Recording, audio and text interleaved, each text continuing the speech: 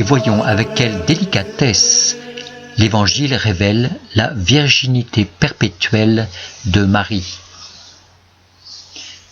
Marie avait été élue et préparée en vue de devenir la digne mère de Dieu. Avant de se marier, elle avait fait avec saint Joseph le vœu de virginité. Elle avait renoncé à toute fécondité qui ne viendrait pas directement de Dieu. L'enfantement divin de Jésus devait être tout entier de Dieu. Ainsi la mère devait être et devait rester vierge. Cela apparaît clairement dans le désarroi de saint Joseph, lorsque Marie revient de son long séjour chez sa cousine Élisabeth. Il est manifeste qu'elle attend un enfant. Son époux virginal sait bien qu'il n'a pas contribué à cette conception. Il entre alors dans une perplexité douloureuse et il décide de rendre à Dieu ce qui est à Dieu en renvoyant sa sainte épouse à sa mère.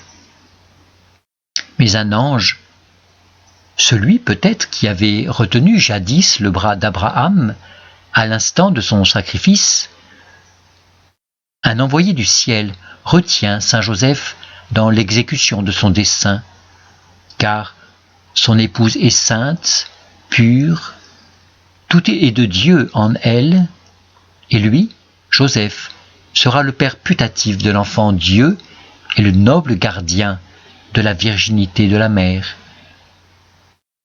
Le mystère avait été révélé des siècles auparavant par Isaïe. Une vierge concevra et enfantera.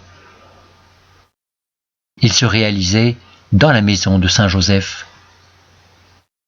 Pour contempler ce mystère et ce miracle, saint Thomas relève les merveilleuses convenances de la conception virginale du Christ. En voici deux.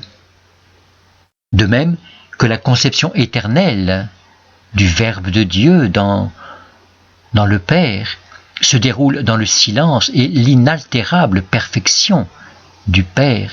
Ainsi, il convenait que sa chair fût conçue virginalement. La génération temporelle du Christ devait être un reflet de sa génération éternelle dans le sein du Père.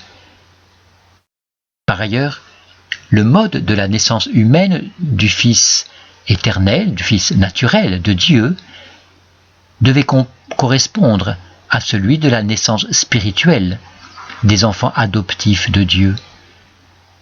Or les hommes deviennent enfants adoptifs de Dieu, membres du Christ, non de la volonté de la chair, non de la volonté de l'homme, mais de Dieu, dit saint Jean, c'est-à-dire par la toute-puissance de Dieu. Ainsi, dit saint Thomas d'Aquin, notre tête, le Christ, devait naître corporellement par un insigne miracle d'une vierge, afin de signifier que ses membres allaient naître selon l'esprit de l'Église vierge.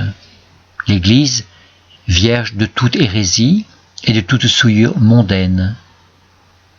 Comme l'Église, mère des âmes, est vierge, ainsi Marie, mère de Jésus, est demeurée vierge.